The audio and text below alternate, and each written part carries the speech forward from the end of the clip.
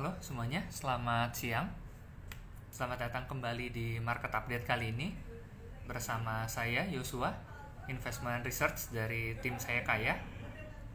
Dan pada kesempatan kali ini kita akan membahas IHSG terus cetak rekor. Bagaimana kinerja bulan September? Nah, sebelum kita mulai, kita tunggu sebentar ya untuk menunggu yang lain bergabung.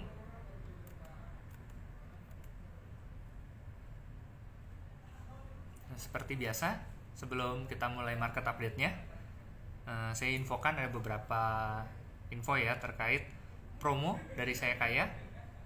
Yang terbaru, setahu saya ini ada spesial 99, investasi minimal 20 juta di produk tertentu milik Sukor Asset Management akan dapat bonus 150.000 di produk reksadana pasar uang Sukor Invest Money Market Fund. Nah, ini kalau dilihat persentase keuntungan dari bonusnya ini cukup besar ya. Jadi bisa jadi pilihan teman-teman berinvestasi. Dan seperti biasa juga kuotanya terbatas. Jadi teman-teman yang belum menggunakan promonya silahkan langsung digunakan. Semoga dapat ya promonya.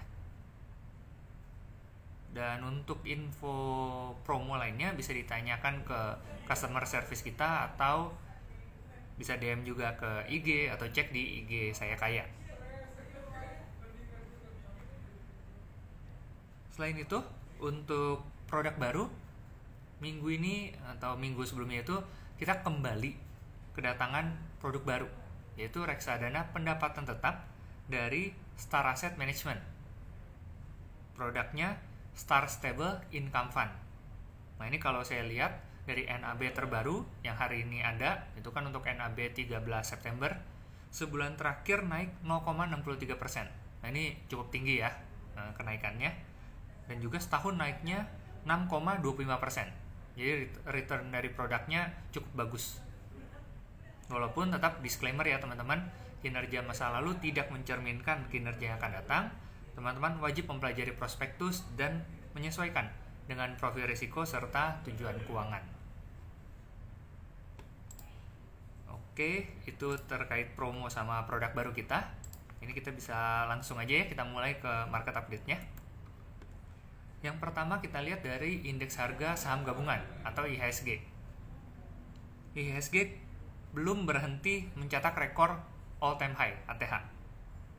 Setelah seminggu sebelumnya juga memecahkan rekor. Nah, waktu itu kenaikannya di 7.754. Kali ini pecah rekornya di 7.833 atau sudah tembus 7.800. Nah, itu tembusnya hari Kamis tanggal 12 September. Dan ditutup pada hari Jumat kemarin 13 September pada level 7.812. Nah, itu menguatnya 1,18% dalam seminggu. Nah, ini kenaikan IHSG yang cukup tinggi dalam seminggu ya, dibandingkan minggu sebelumnya setahu saya hanya naik 0,66% dalam seminggu. Yang waktu market update sebelumnya 0,66, kali ini 1,18%. Jadi buat teman-teman yang punya reksadana saham, biasanya cek portofolio minggu lalu udah naiknya bagus, di minggu yang kali ini kenaikannya sepertinya lebih tinggi lagi. Jadi semakin meningkat portofolio investasi teman-teman. Selain IHSG ada yield obligasi Indonesia 10 tahun. Ini juga masih melanjutkan koreksinya teman-teman. Jadi kembali turun ke level 6,561% atau turun minus 0,64%. Dan ini koreksinya juga cukup tinggi dibandingkan minggu sebelumnya yang hanya koreksi sekitar, sebentar saya lihat dulu datanya. Minggu lalu itu yieldnya minusnya 0,33%. Tapi minggu ini minusnya adalah 0,64%. Jadi lebih tinggi lagi koreksi yield 10 tahun obligasi Indonesia.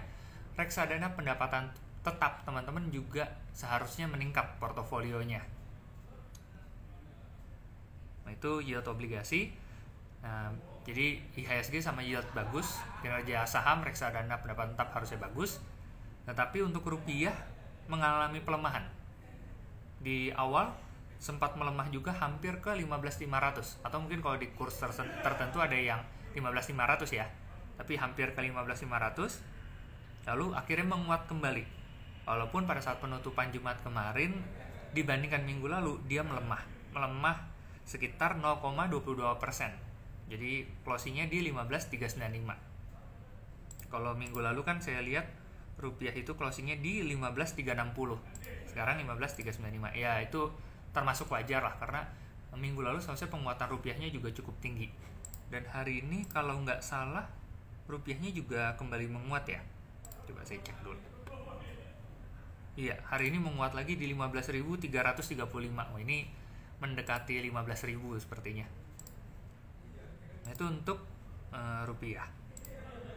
Selanjutnya kita lihat berita ekonomi sepekan. Minggu kemarin ada satu pengumuman penting, yaitu data inflasi Amerika Serikat bulan Agustus. Waktu diumumkan hari Rabu 11 September, inflasinya bisa dibilang cukup baik karena turun menjadi 2,5% untuk inflasi tahunan ya, year on year-nya. Yang bulan Juli sebelumnya itu untuk inflasi tahunannya 2,9%. Jadi dari 2,9 dia turun lagi jadi 2,5%. Sedangkan kalau inflasi bulanannya masih sama 0,2%. Gitu. Dan minggu ini kalau nggak salah antara hari Rabu atau Kamis ya di waktu Indonesia diumumkannya, itu ada pengumuman yang pertama rapat Dewan Gubernur atau RDG Bank Indonesia BI. Biasanya kalau rapat Dewan Gubernur itu siang atau sore diumumkan ya, tanggal 17-18 RDG, dan setelah itu malamnya seharusnya itu ada Federal Open Market Committee di FOMC itu oleh The Fed. Nah, diprediksi akan ada penurunan suku bunga sebesar 25 basis point atau BPS, jadi 0,25% baik oleh BI maupun The Fed. Jadi ada diprediksinya suku bunga akan turun melihat data-data inflasi yang seperti ini. Nah, untuk kita lihat ke belakang sedikit, BI itu sebelumnya mengubah suku bunga itu terakhir dengan menaikkan suku bunga 25 basis point itu bulan April 2024. Jadi naik dari 6% jadi 6,25%. Nah, suku bunga ini dari April terus bertahan selama 4 bulan sampai Agustus kemarin. Jadi kalau bulan September ini dilakukan penurunan 25 basis point, suku bunga BI-nya kembali jadi 6%. Dan ini menjadi catatan penting karena ini akan jadi penurunan suku bunga BI yang pertama kali sejak terakhir dilakukan itu Februari 2021. Sebelumnya dari 3,75 turun jadi 3,5%. Itu waktu masih awal pandemi COVID. Jadi udah lumayan lama ya, sepertinya kurang lebih 3 tahunan, 3,5 tahun suku bunga BI nggak pernah turun, dan kali ini diproyeksikan akan turun. Sedangkan The Fed terakhir kali mengubah suku bunganya itu Juli 2023. Dia naikin suku bunganya 25 basis point jadi 5,5% sampai 5,5%. 5,25 ya, 5,25% sampai 5,5%. Dari yang sebelumnya 5% sampai 5,25. Jadi untuk suku bunga Amerika itu memang dia ada bentuk range. Kalau di BI kan satu angka aja, 6%, 6,25%, atau 6,5%. Kalau Amerika dia ada range-nya. Oke, itu untuk berita ekonominya terkait inflasi Amerika dan pengumuman suku bunga. Jadi saya lihat sih semua pelaku pasar sedang menunggu ya pengumuman di hari Rabu Kamis ini. Apakah akan turun atau tetap? Tapi kalau naik mungkin enggak ya. Nah, dari data ini kita kan sudah lihat bahwa IHSG ini belum berhenti cetak rekor, naik terus, all time high terus, 7.800 yang saya kira bakal tertahan karena kelihatan beberapa hari ini kan IHSG kalau mau naik ketahan ya, pergerakan dari chartnya juga udah mulai merah, udah mulai nggak kuat naiknya, tapi berhasil tembus 7.800, dia masih tembus naik terus, cetak rekor. Pertanyaannya, gimana kinerja bulan September? Ini sampai akhir bulan seperti apa? Nah, untuk menjawab data ini, kita perlu lihat dari beberapa sisi. Yang pertama, kita lihat dari segi kinerja historis, minimal 10 tahun terakhir. 10 tahun terakhir, IHSG itu bulan September kecenderungannya seperti apa? Saya rekap datanya 10 tahun terakhir itu, dalam 10 tahun, 4 kali dia hijau, positif. Sedangkan 6 kalinya merah, negatif. Ya, kalau dilihat kan sebetulnya berimbang ya, 50-50 lah. antara positif atau negatifnya. 4/6 atau 5/5 kan sama. Tapi di 2014 itu dia naiknya 0,01%. Jadi ya hijau pun hijau tipis. Jadi bisa dibilang apakah merahnya 6 kali, hijaunya 3 kali, satu lagi netral gitu. Jadi 6/3.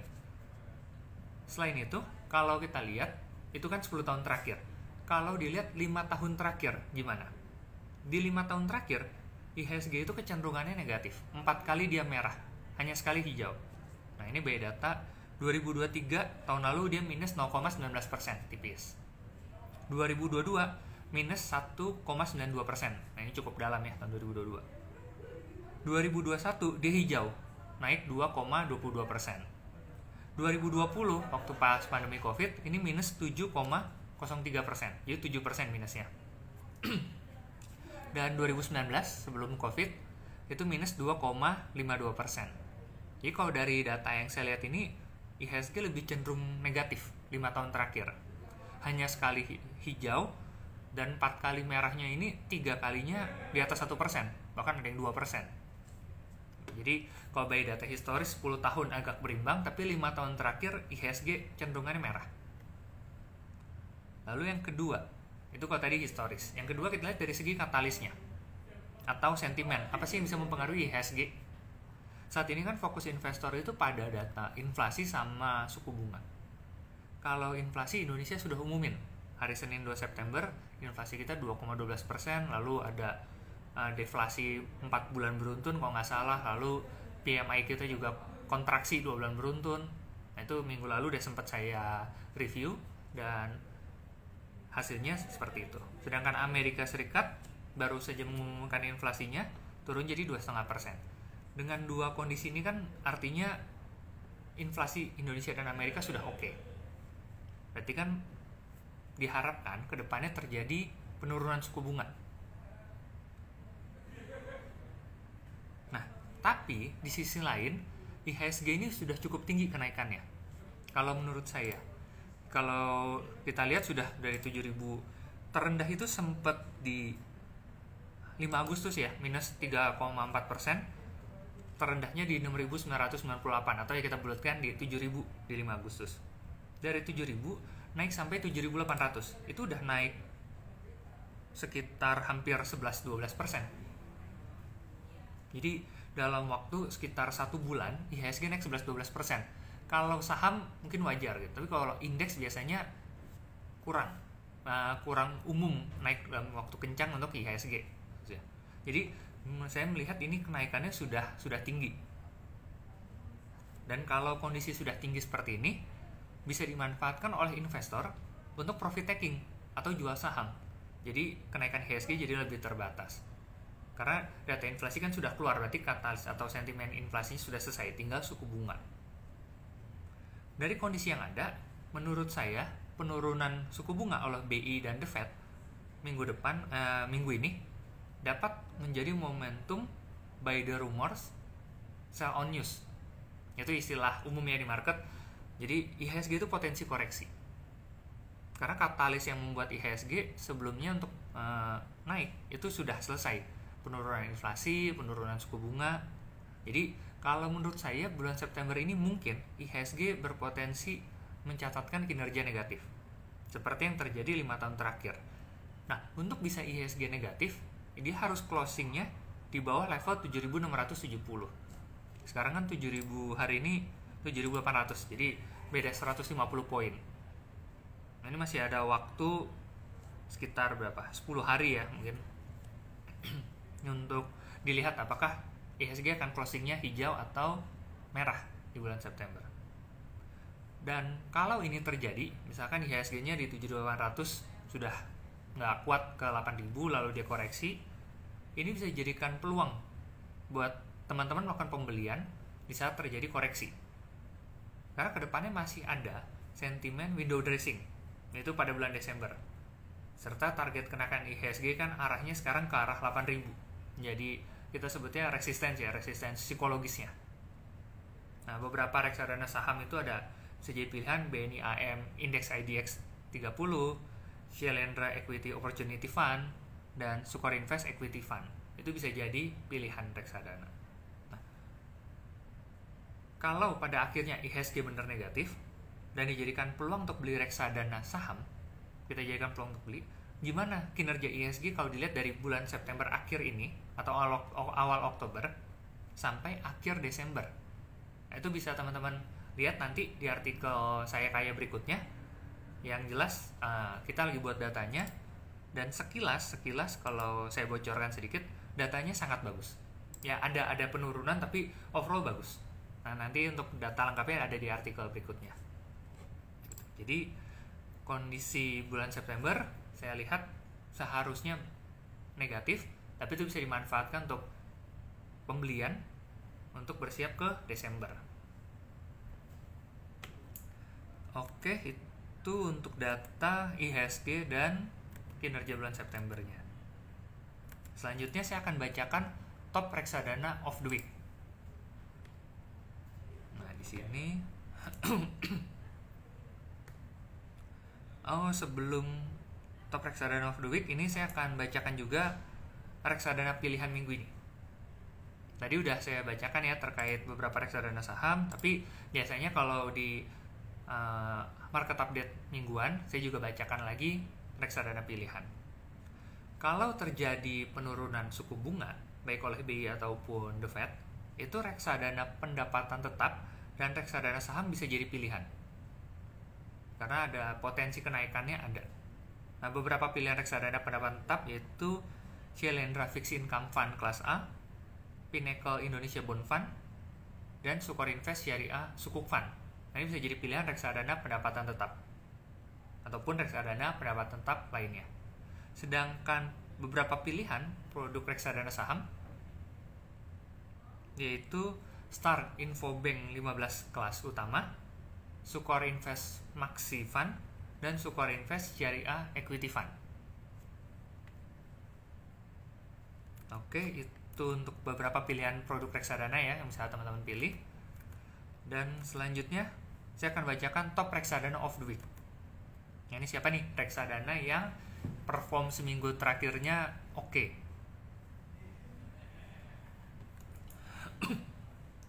Di reksadana pasar uang, Star Money Market kelas utama, Pinnacle Money Market Fund, dan Trimegah Kas 2 kelas A. Ini untuk reksadana pasar uang konvensional. Kebetulan return yang dicatatkan kurang lebih sama, 0,10%. Jadi mungkin biasanya ada koma di belakangnya yang membuat lebih tinggi atau lebih rendah. Sedangkan reksadana pasar uang yang syariah, bagi teman-teman yang preferensinya ke syariah, ada Afris, ada Liquid Syariah, lalu Trimegah Kas Syariah, dan Sukor Invest Syariah Money Market Fund. Nah, ini kurang lebih juga sama, cuma beda 0,01% aja. Dari produk-produk ini, yang menjadi perhatian adalah di reksadana pasar uang, Star Money Market kelas utama minggu lalu juga masuk peringkat pertama. Dan minggu ini kembali masuk ke peringkat pertama. Jadi udah 2 minggu berturut-turut. Begitu juga Afris ada Liquid Syariah di reksadana pasar uang syariah. Ini udah 2 minggu berturut-turut mencatatkan top reksadana of the week dengan paling tinggi, posisi teratas. Ini udah 2 kali. Nanti kita lihat ya, kalau ada yang bisa, kalau 1, 2, 3 kali mungkin kebetulan atau ya mungkin ada apa gitu ya, kompetitor yang lain, produk yang lain belum perform atau lebih, ada yang lebih tinggi. Tapi nanti kalau ada yang 5 kali bisa masuk tertinggi berturut-turut, nah ini kita lihat, kita bedah produknya. Atau kalau nanti bisa kita atur, kita obrolin sama manajer investasinya. Lalu lanjut ke reksadana pendapatan tetap. Ada Sukor Invest Monthly Income Fund, ada Bahana Obligasi Kehati Lestari kelas G, ada Pinnacle Indonesia Bond Fund. Sedangkan reksadana pendapatan tetap yang syariah, ada Trimegah Dana Tetap Syariah, ada iHajj Syariah Fund, ada Star Stable Amanah Sukuk. Nah, di sini untuk reksadana pendapatan tetap yang syariah, yaitu Trimegah Dana Tetap Syariah, kembali masuk ke peringkat tertinggi. Minggu lalu peringkat tertinggi, minggu ini kembali masuk. Dan khusus Bahana Obligasi Kehati Lestari kelas G, kalau nggak salah di weekly minggu lalu itu saya tulis. Ya, ada. Jadi minggu lalu kan kita selalu ada ini ya, reksadana pilihan minggu ini. Itu obligasi Bahana Kehati Lestari kelas G kita masukkan ke list.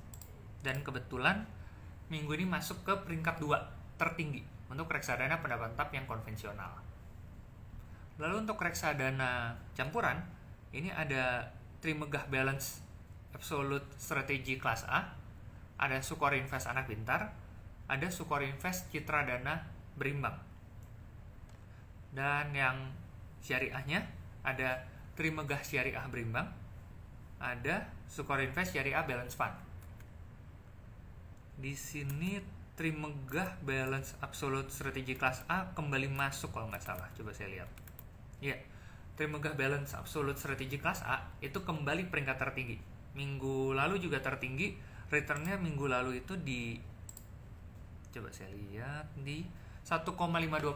Minggu ini dia perform di 2,91%. Sedangkan yang campuran syariah, karena memang ada 2 produk, Trimegah Syariah Berimbang kembali masuk ke peringkat yang tertinggi dengan return minggu ini 2,89%. Dan terakhir, reksadana saham ada Trimegah Capital Plus, ada Syailendra Equity Opportunity Fund, ada Afris IDX 30.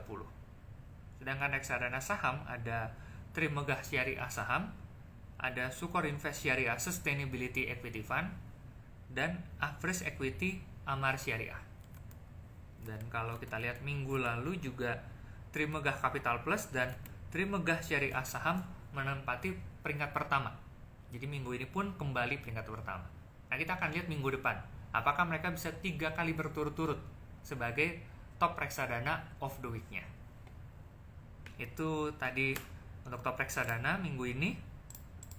Dan oke, itu aja untuk market update-nya. Mungkin ada yang mau tanya dulu di sini sebelum kita akhiri market update-nya. Ada yang mau tanya? Kalau belum ada, saya infokan nanti teman-teman bisa cek ya di blog Saya Kaya. Akan ada market update terkait inflasi Amerika Serikat yang minggu lalu. Lalu nanti juga ada terkait yang saya bahas barusan terkait dengan IHSG tembus 7.800. Bagaimana kinerja bulan September, itu bisa dibaca lagi di blog kita.